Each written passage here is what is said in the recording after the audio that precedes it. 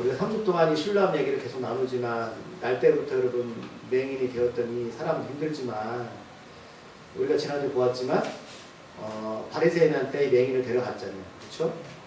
그래서 이 맹인이 예수님을 소개를 하잖아요. 물론 처음에는 예수님이 구원자라고 고백 못하지만 분명히 자신의 눈에 뜨게 한 존재가 누군지를 밝혔어요. 그랬더니 이 바리새인들이 그 다음에 누굴 쫓아가죠? 누굴 부르죠? 부모를 부른다는 겁니다. 정말 이 맹인이 날 때부터 맹인이었냐? 정말로 눈에 뜬 게 맞냐? 여러분 이 부모를 무슨 죄가 있습니까? 우리가 첫날 얘기를 나눴듯이 수많은 사람들은 어떻게 우리한테 말한다고요? 누구의 죄 때문에 그러냐는 거예요. 네가 잘못했지, 네가 잘못해서 이런 어려움이 생긴 거야. 이렇게 몰아붙이고 있다는 사실입니다. 그런데 이 부모는 이 유대인 사회에서 출교 당할 것이 두려웠어요. 왜? 예수님을 구원자로 고백하는 그 순간에 이 부모는 어떻게 해요? 지금도 어려웠는데 이 사회에서 여러분 도태당하면 어떻게 살아야 됩니까? 그래서 우리한테 묻지 말고 이 아들이 다 컸으니까 아들한테 가서 물어봐라. 그래서 다시 두 번째 부르잖아요. 그럼 다시 묻잖아요. 계속 묻는 이유가 뭐라고요? 안식일 예수님이 율법을 어겼다는 걸 찾기 위해서 계속 말도 안 되는 얘기를 지어서 추궁하잖아요. 그러니까 이 맹인이 너무 답답한 거예요. 여러분 날 때부터 맹인이 무슨 지식이 있겠어요? 그래서 뭐라고 말하죠? 야, 좀 내 말 좀 들어봐라. 내가 너희한테 그렇게 말했는데 왜 믿지 못하냐? 참 너희들 참 예수님이 제자가 될 거야? 다시 되묻잖아요. 왜요? 제자는 계속 예수님 말씀을 들어야 되는 입장이고. 그랬더니 이 사람들 뭐라고 대답하죠? 우리는 모세의 제자다. 근데 성경에 예수님 말씀하셨잖아요. 너희들이 모세를 알았더라면 누굴 믿게 될 것이다? 예수를 믿게 될 것인데 그럼 이 사람들은 지금까지 뭘 배운 거예요? 우리가 지금까지 여러분 저는 이 말씀이 제 스스로에게 다가오는 것은 우리가 지금까지 교회를 다니고 우리가 수십 년 예수 믿었다고 하지만 혹시 영적인 분이 바리새인들처럼 예수님을 정말로 알지 못하고 나는 예수님 몰라. 예수 어디서 왔는지 모르고 나는 모세의 제자야. 이렇게 그냥 당당히 외치는 그 무지한 사람이 아닌가. 저는 그런 생각이 들었어요. 우리가 다시 한번 마지막 오늘 3주째 말씀을 들으면서 우리가 이 사람의 마지막 고백 우리가 전혀 알았지만 그게 예수님을 어떻게 고백하죠? 예수님 나의 주인이십니다. 그 처음에는 예수님은 그저 어떻게 생각하세요? 유대인 한 남자. 요한복음 4장의 사마리 여인처럼 그러나 예수님 말씀을 통해서 그 애들은 선지자구나 이렇게 고백했고 나중에는 구원자로 고백하는 그 믿음의 단계를 보면서 지금 나는 어느 위치에 있는 건 아는 거죠. 어느 위치에 있는가. 나도 지금까지 수십 년을 교회 다녔지만 여전히 예수님은 그냥 아니야 좋은 분이야 그냥 선지자야 이렇게 고백하고 있다면 그건 구원과 관계없습니다. 우리는 정말 예수님 여러분 그리스도로 고백하고 그분을 삶의 주인으로 모셔야 돼요. 그러니까 바리새인들이 계속 예수님의 죄를 율법을 가지고 얽매이려 하니까 예수님이 두 가지로 구약에 있는 말씀을 끄집어내가지고 그들을 질타하셨어요. 첫 번째 뭐예요? 다윗이 너무 배고파서 성전에 들어갔는데 하나님의 말씀에 그 떡을 묵은 떡을 누구한테 줬다? 다윗과 이레한테 줬단 말이에요. 그리고 안식일날 누가 제일 분주하게 일하냐? 성전에서 제사장들은 아니야. 이 두 가지의 논리적인 근거로 그들을 설득했는데도 불구하고 이들은 여전히 자기의 어떤 편견을 가지고서 이해하지 못하고 있어요. 그래서 우리가 지난주 말씀봤지만 이 말을 듣고 야 너희들 예수님의 제자가 될 거야? 라는 말에 불끝해가지고 어떻게 해요? 이 맹인을 어떻게 해요? 눈을 뜬 맹인을 욕을 하면서 쫓아냈잖아요. 그럼 이게 세상의 죄성입니다. 진리를 받아들이잖아요. 우리가 지금 말씀이 선포되고 진리가 있지만 우리가 그것을 우리 마음속에서 정말로 이것을 간절하게 받고 갈망하고 있는가라는 거예요. 오늘 30절 말씀도 시작됩니다. 자, 여전히 그들은 나는 예수님이 어디서 왔는지 바리새인들이 몰라라고 고백했죠. 이거는 제가 정말 그들이 모르는지 아니면 알면서도 부인하는지 모르겠어요. 하지만 이들은 여전히 예수님을 인정하지 않고 있어요. 그랬더니 30절에서 이 눈이 뜬 맹인이 뭐라고 말하죠? 이 사람이 이상하다. 너 그렇게 대답하는 게 너희도 이상해. 그 사람이 대답했는데 이상하다. 그러면 이 사람은 날 때부터 맹인이었어요. 바리새인들은 성경을 몰라요. 세상에 어떤 물정도 모르는 사람이에요. 그럼에도 불구하고 그들이 말하는 것을 이해할 수 있다 없다? 이해할 수 없다라는 거예요. 도대체 무슨 말 하는 거예요, 너희들 바리새인들아. 이상하다. 이 사람이 내 눈을 뜨게 했는데 당신들은 그거 어디서 왔는지 알지 못해? 이게 경험자잖아요. 여러분들 예수를 통하여서 기적과 표적과 치유의 경험을 하는 것은 믿지 않는 자들에게 그 살아계신 예수님을 증거하기 위해서는 거잖아요. 우리가 첫날에 배웠잖아요. 야, 이 사람 왜 맹인이 되었습니까? 왜 맹인이 되었죠? 라는 그 질문에 예수님 뭐라고 말씀하셨죠? 하나님의 일을 나타내기 위해서요. 하나님의 일이 뭐냐? 예수님을 증거하기 위해서입니다. 라는 거예요.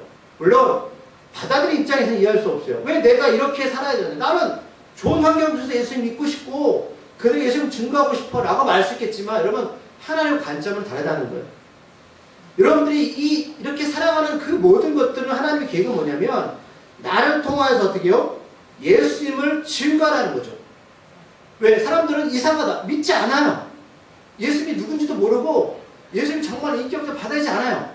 그래서 나를 통해서 예수님을 증거하는 거죠. 그래서 그들한테 당당하게 말할 수 있는 믿음의 증거가 우리 안에 있는 거예요. 이 맹인은 눈에 띄는 것이 그게 증거였다면 우리들은 삶 가운데 여러 가지 모양으로 예수님을 증거할 수 있는 삶의 증거가 있어야 된다는 거예요. 그를 통해서 당당히 외쳐야 되는 것이죠. 당신들은 그가 어디서 왔는지 알지 못하지만 나는 안다는 거예요. 나는 경험했으니까. 나는 체험했으니까. 여러분들 위기와 고난 가운데서 하나님을 증거할 수 있는 그거예요. 왜? 많은 사람들은 그저 평범한 인생을 살아가면서 그게 인생의 전부인 줄 알았어요. 그 나는 파도가 밀려올 때 그 파도를 바라보면서 내가 이 파도를 어떻게 건너가지 위기와 고난 가운데 누굴 발견한다? 예수를 발견했을 때 결론은 사람들한테 나는 예수님을 경험했어. 나는 경험했단 말입니다. 나는 당당히 의뢰했을 때 이 맹인처럼 어떻게 해요? 당신은 그가 어디서 왔는지 알지 못하지만 나는 알 수 있다는 고백이 있다는 사실이죠. 이게 믿음입니다. 여러분. 이게 믿음이라는 거예요. 그럼 31절에 그렇게 말하잖아요. 하나님은 왜 이런 당당 고백이 있느냐? 하나님은 죄인의 말을 듣지 아니한다. 자, 만약에 너희들 말대로 예수님이 안식일에 죄를 범했어. 그러면 죄인이잖아요. 그 죄인이 어떻게 눈을 뜨게 하냐는 거예요. 우리가 살다 볼 때는 야, 뭐 인생이 너 그래? 그래, 너희들이 날 볼 때는 내가 부족하고 연약하지만 나는 하나님이 사랑하는 사람입니다. 하나님 나를 통해서 예수 그리스도를 증거하셨습니다. 라는 고백이 있는 것은 바로 이런 증거가 될 수 있는 거예요. 31절에서. 그래서 경건하여 그의 뜻대로 행하는 자의 말은 들으시는 줄을 우리가 아나이다. 그럼 하나님 어떤 일을 하셨다고요? 하나님 보시기에 하나님이시지만 경건하고 하나님의 뜻대로 해놨다는 거예요. 세상 사람들을 볼 때에 아니 뭐 가진 것도 없고 부족하지만 저 사람보다 하나님의 말씀 가운데 뜻대로 행하는 사람이구나. 그 사람은 경건한 사람이구나. 이걸 알 수 있다는 소리예요. 그러니까 이 메인이 예수를 보니까 저분은 정말로 하나님의 뜻 가운데 순종하는 사람이라는 고백이 입술로 나오고 있다는 사실. 그러면 이거는 예수님이 하나님이니까? 그게 아니라 이 시대 모든 예수님의 제자들은 세상 사람들 볼 때에 저 사람보다 하나님의 말씀을 어떻게 해요? 순종하는 자이구나 라는 고백을 우리를 통해서 봐야 된다는 소리예요. 자, 그런데 우리 25절 말씀. 그런데 예수님이 죄인이 아니신 이유를 다시 한번 25절 앞에 있는 말씀을 읽어볼게요. 9장 25절. 분명히 말씀하고 있죠? 뭐예요? 시작. 대답하여 그가 죄인인지 내가 알지 못하나 한 가지 아는 것은 내가 맹인으로 있다가 지금 보는 것입니다. 지금 맹인이 말하는 거. 전에는 25절 나는 그가 죄인인지 아닌지 모른다고 말했지만 오늘 본문에는 죄인은 아니라고 분명히 인지하고 있죠. 그렇죠? 점점 그의 믿음이 어떻게 해요? 자라고 있는 거예요. 예수님 안에서 예수님이 누군지를 그는 정말로 많은 사람들 앞에 당당히 고백하고 있는 겁니다. 그러면서 32절에서 뭐라 했냐면 창세 이후로 맹인으로 난 자의 눈을 뜨게 하였다 하면 나는 듣지 못했다. 여기서 창세 이후는 원어에 보면 세상입니다. 나는 지금까지 맹인으로 태어났지만 난 세상 가운데 이 맹인을 눈뜨게 하는 사람을 본 적이 없어. 그러면 하나님께서 수많은 기적과 표적을 행하셨지만 그러면 이게 갑자기 일어난 일이야. 그럼 그게 아니라는 사실이에요. 우리 말씀 하나 찾아볼게요. 이사야 42장 7절 말씀입니다. 이사야 42장 7절 말씀.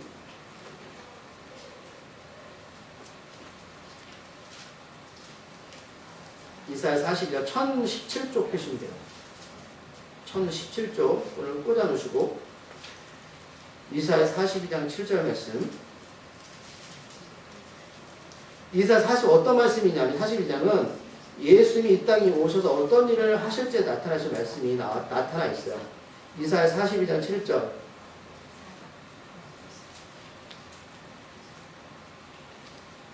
자, 6절부터 7절까지 말씀 읽을게요. 이사야 42장 6절 7절 말씀 찾으셨나요? 읽겠습니다. 시작. 나 여호와가 이로 너를 불렀은즉 내가 내 손을 잡아 너를 구하며 너를 세워 백성의 언약과 이방의 빛이 되게 하리니 내가 눈먼 자의 눈을 밝히며. 아멘. 분명히 여기까지 볼게요. 분명히 하나님은 예수님의 빛을 통해서 어떻게 약속을 세우시고 구원의 약속을 세우시고 어떻게 하신다고요? 눈먼 자들의 눈을 뜨게 한다고 말씀드렸어요. 물론 이 눈은 오늘도 우리가 3주 동안 계속 나누고 있지만 단순하게 육적인 눈이 아니라 영적인 구원의 눈을 말씀하신다. 예수님께서 빛을 통하여서 눈먼 자들의 눈을 뜨게 하실 거야. 그래서 영적인 눈을 뜨게 하시겠다고 하나님이 이사야 선지자를 통하여서 예언하셨습니다. 이 일을 지금 오늘 요한복음 9장에 예수님이 맹인을 통해서 어떻게 해요? 분명하게 증거하고 계신 거예요. 자, 우리 33절 말씀 읽어보겠습니다. 시작. 이 사람이 하나님께로부터 오지 아니하였으면 아무 일도 할 수 없으리다. 아멘. 지금 이 맹인은 자기가 눈이 뜸으로써 물론 이 기적을 경험했지만 믿음의 단계를 쭉 거치면서 하나를 우리한테 증거하고 있어요. 뭐냐면 예수는 어디서 오셨다? 하늘로부터 오셨다. 하나님으로부터 왔다는 거예요. 하나님. 여러분 니고데모 이야기 아시죠? 니고데모가 예수님께 밤에 찾아오죠. 어떻게 해야 내가 영생 얻겠습니까? 그랬더니 예수님이 뭐라고 말씀하세요? 너 하늘로부터 다시 거듭나야 돼. 다시 태어나야 돼. 예수님을 통해서. 우리는요, 땅에서는 여러분 다시 태어날 수 있는 게 아니에요. 하늘로부터. 그 하늘이 누구다? 예수님이십니다. 예수님으로부터 다시 태어날 수 있는. 오직 방법은 한 가지. 그러니까 지금 이 맹인은 뭘 경험하고 있다고요? 예수님은 어디에서 왔다? 하늘로부터 왔다. 이걸 지금 우리한테 증거하고 있습니다. 그러면서 예수님이 만약에 하늘로부터 오셨기 때문에 오시지 않았다면 어떻게? 아무 일도 할 수가 없습니다라고 고백합니다. 우리가 예수님을 단순하게 그냥 이 땅에 오신 분이 아니라 하늘로부터 왔다는 확관에 우리는 확신의 근거 믿음이 있어야 됩니다. 왜? 우리도 하나님 나라에 가야 되잖아요. 하늘로 올라가야 되잖아요. 주님 부르시면. 이거 너무 자연적인 성경의 이치거든요. 그러니까 목마른 사슴이 여러분 제가 말씀드렸지만 성경에 그런 말씀이 있어요. 목마른 사슴이 갈급해서 시냇물을 찾는데 이 말씀이 있죠. 성경에. 근데 왜 목마른 사슴일까? 여러분 사슴 피는 뜨겁대요. 그래서 온도가 높대요. 그래서 사슴은 물을 먹지 않으면 죽는다는 거죠. 그러니까 우리가 갈급함과 갈망이 없으면 이 물에 말씀의 물을 맛봐야 되는데 인생 가운데 말씀의 생명의 그 맛을 믿지 못한다는 거예요. 사람들이.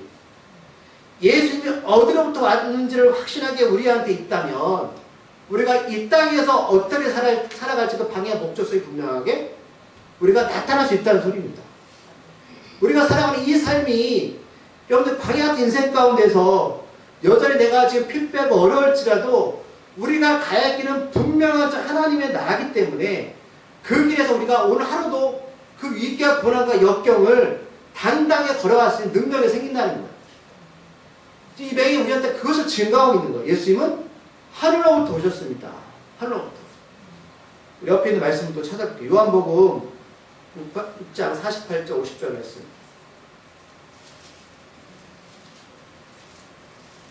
몇 번 이 말씀을 찾아드렸습니다. 요한복음 6장 48절 50절 말씀.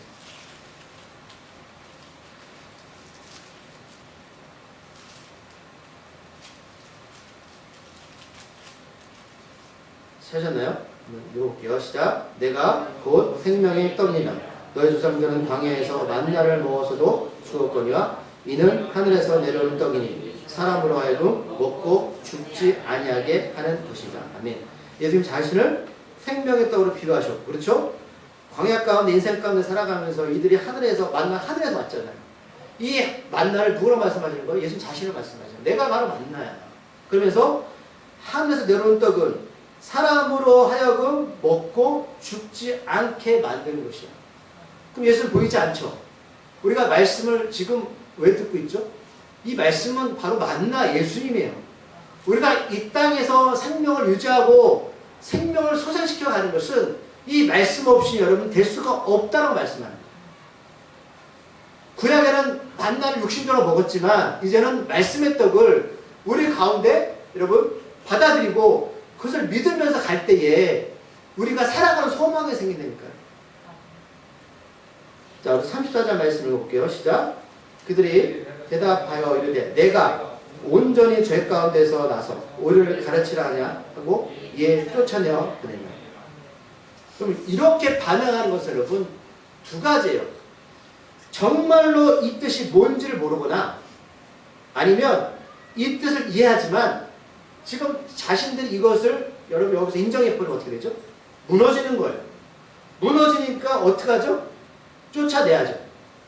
왜요? 이 사람이 지금 유대 공동체 안에서 계속 이런 것들을 말하고 이런 것들을 퍼뜨리면 바리새인들은 피해를 볼 수밖에 없는 거예요. 그럼 보세요. 우리가 예수 믿으면서 왜 갈등이 생기는지 아세요? 하나님께서 우리들에게 예수 믿기 전에는 우리는 갈등할 필요가 없는 거예요. 왜? 내가 원하고 내가 바라고 내가 생각하는 대로 가면 돼요. 그런데 예수 그리스도를 삶의 주인을 모시는 그 순간에 말씀이 여러분들 삶 가운데 들어가서 생명력이 작동이 돼서 여러분 홍과 영과 골수까지 쫓긴단 말이에요. 양날의 검처럼. 그런데 전에는 그저 아무 생각 없이 내가 원하는 대로 살아갔는데 그 말씀이 이제는 아니라라고 우리한테 자꾸만 성령께서 우리한테 푸시하신단 말이에요. 그러면 그때 어떤 갈등이 생길까요? 내가 살았던 삶과 이제 하나님의 말씀 가운데 가는 삶 가운데 갈등이 생기죠. 그러면 지금 이 바리새인들은 어떤 결정을 내렸죠? 쫓아내는 거예요. 그럼 이게 해결될까요? 해결 안 돼요. 우리도 마찬가지예요. 우리가 그 갈등 가운데 어떻게 할 것이냐? 하나님의 말씀을 온전하게 받아들여서 그것을 하나님이 원하시는 그 길대로 내 생각을 접어두고 갈 거냐? 아니면 아니야 이것을 묻어두고 이들처럼 그것을 그냥 외면한 채 살아갈 거냐? 이거죠. 그런데 이 맹인 입장에서는 쫓김을 당하니까 굉장히 불합리한 일을 당한 거잖아요. 이 사람 한 게 뭐 있죠? 예수를 만났고 예수님 행하신 일들을 그대로 전한 것 뿐이잖아요. 그런데 세상은 어떻게 하죠? 이 사람을 내쫓아요. 그것이 진림에도 불구하고. 그런데 놀라운 사실은 오늘 35절부터 41절까지 이때 누가 찾아오시냐면 그냥 떠나가셨던 예수님이 다시 오신다는 거예요. 처음에 그 맹인한테 침으로 진흙을 읽어서 눈에 바르시고 너 신랑 가서 씻어 이렇게 말씀하시고 그 자리를 회피하셨죠. 그런데 회피하셨던 그 예수님이 어떻게 해요? 사람들이 두려워했던 맹인이 두려워했던 엄마 아빠가 두려워했던 난 출교 당할까봐 두려워서 내 아들에게 물어봐 했던 그리고 그 아들이 있는 그대로 예수님을 증거하고 쫓김을 당하는 그때 찾아오신다는 거예요. 그럼 타임이 절망하지 않습니까? 이 예수님 유도적인 저는 행동이라고 봐요. 무슨 말씀이냐면 우리가 여러분 예수님 인자하는 것은 단계가 있다는 소리예요. 우리가 처음에 예수를 뭐 기도원 가서 은혜 받고 할렐루야 찬양 불러도 그 예수님 인격적으로 받아들이는 것은 시간이 걸린다는 얘기죠. 지금 사회적으로 보면 세상적으로 보면 이 맹인은 여러분 굉장히 불합리하고 어려운 시기에 있는 거죠. 그렇죠? 예수님을 있는 그대로 증거했다는 이유만으로. 근데 그때 예수님이 맹인을 찾아오세요. 분명히 성경에는 왜 찾아왔느냐? 35절 뭐라고 나와 있죠? 예수께서 그들이 그 사람을 쫓아냈다 하는 말을 들으셨기 때문에 오신 거예요. 물 뜻이에요. 예수님 물 때 그럼 얘는 어떻게 살아가야 되지? 내가 얘한테 뭘 줘야 되지? 이걸 들으시고 오셨다는 소리예요. 우리가 살아가면서 모든 게 좋고 모든 게 화평하고 모든 게 평안하고 모든 게 그냥 평대로 살아가면 좋겠지만 예수님 이렇게 우리가 가장 위기의 순간에 더 이상 눈이 떴지만 눈이 뜬 게 인생이 다 풀린 건 아니잖아요. 그럼 이 사람이 앞으로 사회에서 적응하고 유대 공동체에 들어가야 되는데 거기서 쫓기는 이 사람한테 예수님은 오셔가지고 말씀하시는 거예요. 그때 비로소 인격적인 관계를 맺으시는 거죠. 세상을 포기할 때. 자, 뭐라고 예수님이 말씀하시죠? 후반절에서 그를 만나서 말씀하십니다. 내가 인자를 믿느냐. 인자는 예수님 말씀하시는 거예요. 우리에게 동일하게 말씀하세요. 여러분들 난 세상에서 다 포기했고 세상에서 나는 진짜 가진 것도 없고 내가 예수를 믿는다고 내가 지금까지 왔지만 광야 같은 인생 가운데서 소망도 없어. 근데 예수님이 찾아오시는 거예요. 그럴 때 내가 널 구원해 주겠다고 말씀하시는 게 아니라 뭐라고 물으시죠? 너 예수를 믿니? 김 목사 너 정말 날 믿어? 그거 왜 물으시는 거예요? 그냥 기적을 행하셨으면 그게 끝나면 되는 거 아니에요? 아니니까요. 그래서 예수 여러분들 오셔서 질문을 던지시는 거예요. 여러분들 스스로한테 한번 물어보세요. 너 정말로 예수를 믿니? 믿느냐? 자, 그때 36절에서 앞에서는 지금 이 맹인은 예수님을 유대 한 남자, 선지자, 하나님께로 온 자라만 인지하고 있었죠. 그렇죠? 여기서 끝이 아니라는 소리예요. 예수님이 정말 원하시는 게 뭐다? 너 날 믿니? 날 믿고 있어? 이걸 원하신다고 했죠. 자, 36절 말씀을 다 같이 읽어보겠습니다. 시작. 대답하여 이르되 주여 그가 누구시옵니까? 내가 믿고자 합니다. 그렇죠. 여러분들 어떤 분들은 예수님을 정확히 인지하는 분도 있는가 하면 어떤 분들은 내가 어떻게 믿을지 모르는 수도 있어요. 근데 이 사람이 주여라고 부르는 것은 뭐예요? 한 단계 더 나갔죠. 주님, 그가 누구십니까? 도대체 당신 누굽니까? 갈망함이 내게 있는 거예요. 왜? 이 갈망은 왜 생길까요? 나 예수님을 정말 믿고 싶어. 그런데 지금까지 내가 예수님이 누군지 알려준 사람이 있다 없다? 없었어요. 알고 싶어요. 내가 믿고자 합니다. 그럼 이 단계를 보세요. 제가 계속 기적과 치유와 표적의 사건을 좀 말씀드리면서 여러분 기억은 잘 안 나시겠지만 예수님을 인격적으로 만나는 과정들이 그 패턴들이 있다고요. 예수님에게 물으실 때에 너 나 믿고 있니? 예, 저 예수님 믿고 싶은데 어떻게 믿을지 잘 모르겠어요. 이 목마른 사십처럼 예수님을 인격적으로 갈급하는 자가 여러분 예수님을 만날 수 있습니다. 예수님을 어떻게 믿어야 됩니까? 목사님 내가 어떻게 구원받아야 되죠? 어떻게 해야 내가 구원을 받을 수 있습니까? 예수님 제자들이 복음 전할 때 똑같이 말하잖아요. 어찌할꼬 내가 어떻게 구원받겠습니까? 애통해 하면서 내가 어찌해 구원받겠습니까? 그럼 이런 단계가 여러분 있어야 된다는 소리예요. 그저 교회 나왔으니까 저절로 구원받는다? 이게 아니라 내가 어떻게 구원받습니까? 말씀을 찾아볼게요. 사도행전 여러분 잘 아시는 말씀 우리가 전에 찾았던 말씀이에요. 사도행전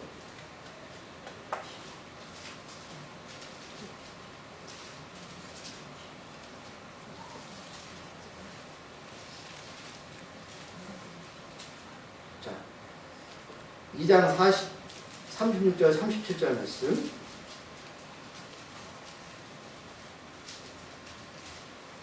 앞에서 복음을 쭉 전해요. 복음을 전합니다.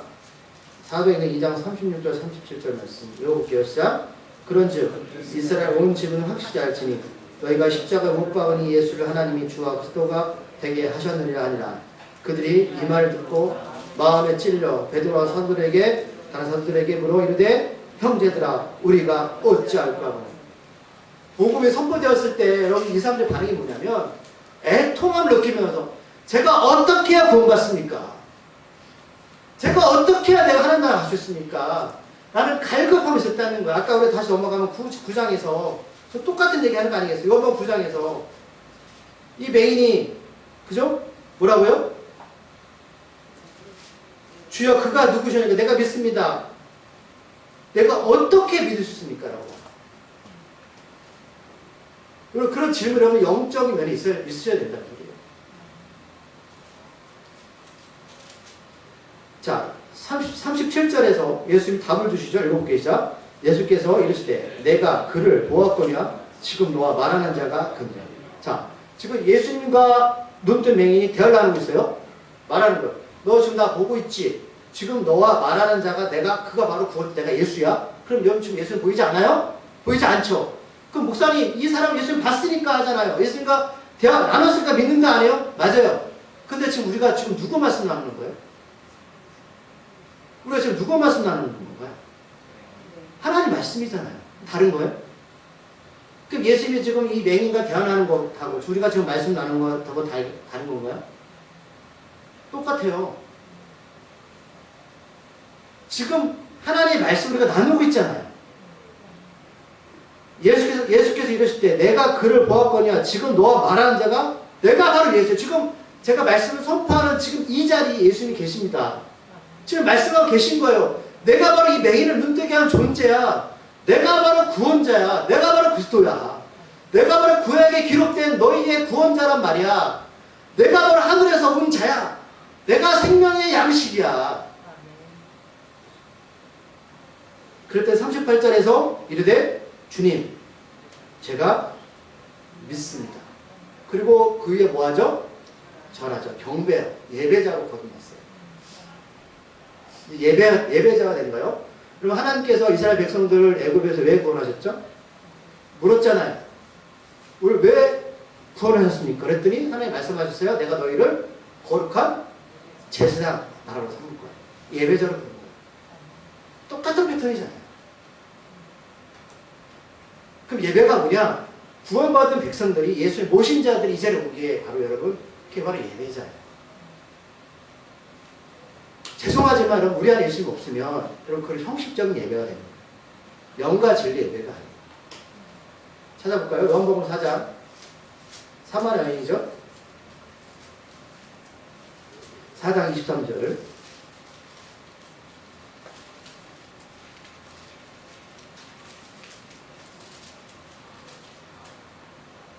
요한복음 4장 20절 24절 말씀 찾으셨나요? 읽어볼게요. 시작. 아버지께 참되게 예배하는 자들은 영과 진리로 예배할 때가 오나니 곧 이때라. 아버지께서는 자기에게 이렇게 예배하는 자들을 찾으신가. 하나님은 영이시니 예배하는 자가 영과 진리로 예배할진다. 아멘. 예수를 통해서 드린 예배예요. 이게 바로 우리 예배자라고요. 넘어가서 그리고 요한복음 9장에서 마지막에 예수님 제가 예수 믿습니다 라고 하고 그가 경배자로 들어간 거지 예배자로 거듭난 거예요. 이게 명확하게 예배가 뭔지를 말씀하시는 거예요. 자, 다시 정리할게요. 여러분 패턴 첫 번째. 여러분 예수 믿으십니까? 어떻게 믿을지 모르시죠? 지금 말씀을 통해 여러분들이 믿으시면 그게 예수 믿는 거예요. 어찌할 거라는 간섭함이 있을 때. 그때 비로소 주님을 인격적으로 만나는 계기가 된 거고 그러고 나서 예배자로 거듭나신 거죠. 이 단계가 이루어집니다. 자, 그러면 예수님이 왜 맹인을 눈뜨게 했는지 39절에서 명확하게 말씀하고 계세요. 자, 예수께서 이르실 때 내가 심판하러 이 세상에 왔다. 예수님 이 땅에 왜 오셨다고요? 예수님 여러분 병 고치러 오셨지만 왜 병 고치고 치유하고 기적을 행하셨을까요? 예수를 믿게 하려고 하는 거예요. 그렇다면 왜 믿게 하려고 하는 것과 심판하시려고 합니다. 구별하시려고. 예수를 여러분 믿는 이유는 그거예요. 예수 믿어서 복받으면 좋죠. 병 치유받고 맞아요. 성공하면 좋겠지만 결론은 그걸 한쪽적으로 말하면 내가 하나님께 심판받지 않기 위해서 지옥 가지 않기 위해서 예수 이 땅에 오신 이유예요. 예수께서 이르실 때 내가 심판하러 이 세상에 왔으니 보지 못하는 자들은 보게 하고 보는 자들은 맹인이 되게 하려 합니다. 아까 우리가 이사야서 읽었죠. 예수 이 땅에 오시면 빛으로 눈뜨게 하신다는 건 이것을 우리가 잘 알고 있어요. 이 맹인 어떤 맹인이다? 영적인 맹인. 여러분 눈으로 보고 계시죠? 말씀드렸지만 어둠 속에 가면 맹인이 아니나 다 안 보여요. 빛이 있을 때 여러분 볼 수 있는 거예요. 그럼 여러분들 그러면 어떤 맹인이세요? 보는 맹인이에요? 보지 못하는 맹인이에요? 명확히 여러분 정리하셔야 돼요. 자, 40절 읽어보겠죠? 바리새인 중에 예수와 함께 했던 자들이 이 말씀을 듣고 이르되 우리도 맹인인가?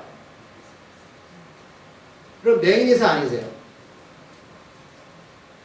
이 바리새인은 맹인 아니죠? 맹인 아니에요. 다 볼 수 있잖아요. 예수의 말뜻을 어느 정도 지금 이해하고 있는 거예요.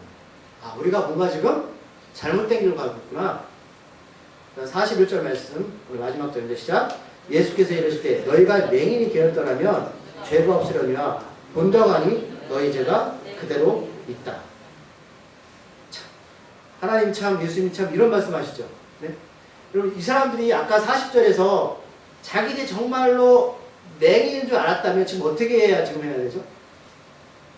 영적인 맹인이라고 지금 느꼈다면 예수님 계시잖아요. 뭐 해야 되죠? 회개하고 예수님 따라가야죠. 그럼 이게 어떤 말씀인지 아시겠죠? 인정하지 않는 거예요. 나는 죽어도 난 예수 안 따라. 내 삶이 좋아. 내가 살아왔던 삶이 나는 포기할 수 없어. 즉각 회개해야 되죠.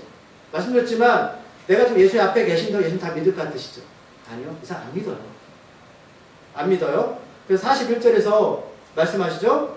너희가 맹인이 되었더라면 죄가 없으려냐. 본다고 하니 너희 죄가 그대로 있다. 차라리 맹인 돼서 너희들 스스로 죄가 있다고 고백하면 너희들은 구원받을 수 있을 텐데 너희 스스로 맹인이 아니라고 하니까 죄가 그대로 있는 거야. 말씀을 구절 찾아볼게요. 이제 말씀 제가 정리할 거예요. 요한일서 1장 8절 말씀입니다. 요한일서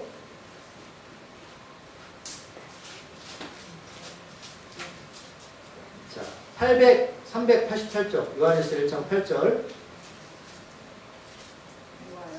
요한일서 1장 8절입니다. 387쪽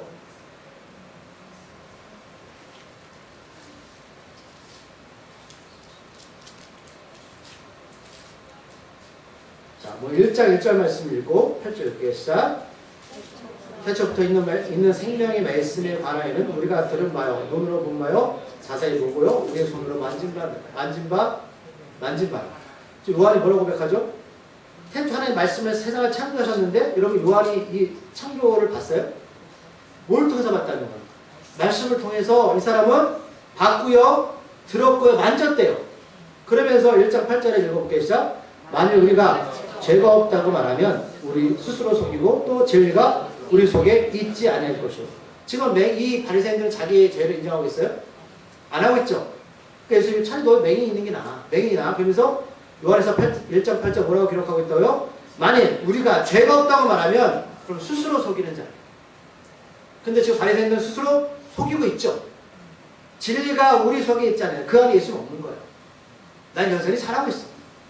자, 한 구절 더 밑에 요한일서 1장 10절 말씀 찾아볼게요. 시작. 만일 우리가 범죄하지 아니하였다 하면 하나님을 거짓말하는 이로 만드는 것이니 또한 그의 말씀이 우리 속에 있지 않느냐. 난 죄가 없어.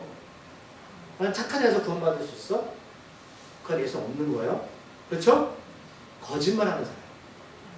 지금 다시 요한복음 9장에 넘어가면 바리새인들이 지금 거짓말하고 있어요? 진리를 말하고 있어요? 거짓말하는 거죠. 스스로를 속이고 있는 거죠. 이제 말씀을 이제 정리하겠습니다. 여러분 제가 3주에 걸쳐서 오늘 말씀 주제를 찾아볼게요. 말씀 제목 주고 보세요. 아브라함이 이삭을 통한 약속의 믿음이 먼 훗날 맹인의 영적인 눈을 뜨게 하다. 이제 말씀을 제가 이 3주 전에 말씀을 연결시켜서 다시 설명해 드릴게요. 우리가 기억나세요? 아브라함 이삭을 데려갈 때에 그 이삭은 누구 얘기하신 거예요? 예수님이죠. 그렇죠? 번제를 십자가를 지고 모리아산 올라가시면서 예수의 피 흘림까지 그때 가시덩굴에 어린 양 예수님이 걸려 있었어요. 그렇죠? 원래 번제는 여러분 피 흘려가지고 번제를 떠야 되는 거죠. 그때 아브라함이 이삭 데리고 올라갈 때에 종들한테 뭐라고 말했죠? 내가 다시 돌아올 거야. 근데 히브리서에서 어떻게 기록하고 있죠? 아브라함 이삭을 하나님이 살려주실 거야. 정말 죽이려고 했단 말이에요. 그 모든 영 그리고 그 이삭을 바치러 갔던 그 모리아산이 바로 이 성전이란 말이에요. 그 반석 위에 세운 교회. 그래서 모리아산 바다 보면 다 반석이에요. 예수님 반석을 말씀하시는 거예요. 우리가 38년 된 병자 베데스다 성전 북쪽에 있어요. 그 다음에 오늘 신랑 바로 남쪽에 있어요. 말씀은 여러분 물은 생명의 말씀이에요. 에스겔서에 설명해 드렸죠.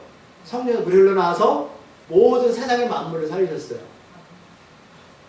이삭은 예수님을 증거했고 그 예수님은 지금 오늘 맹인을 치유하셨어요. 그 시간은 공간적으로 시간적으로 몇천 년의 기간이 있었어요. 예수님 2000년 전의 분이에요. 그렇죠? 과거 이야기일까요? 아니에요. 지금 현재 여러분들이 하시는 말씀. 요한복음 4장 예수님이 말씀하셨어요. 여인아 내 말을 믿으라. 들으라. 그리고 오늘 이 맹인도 바리새인한테 똑같은 얘기해야지. 뭐라고요? 내 말을 믿으세요. 왜 듣지 않습니까? 그리고 이 맹인이 원래 패턴을 쭉 기억하셔야 돼요. 어떻게 이 사람이 인격도 예수를 만나게 되었는지. 예수님 믿고 계세요? 여러분 구원받았습니다. 여러분들은 영적인 눈이 뜨는 사람이에요. 그러면 이제는 우리가 갈 길은 하나님께서 우리가 생명이 끝나는 그 시간 동안에 여러분들이 하나님께서 원하시고 바라시는 계획들이 있어요. 그 사명을 쫓아 살아가시는 거예요.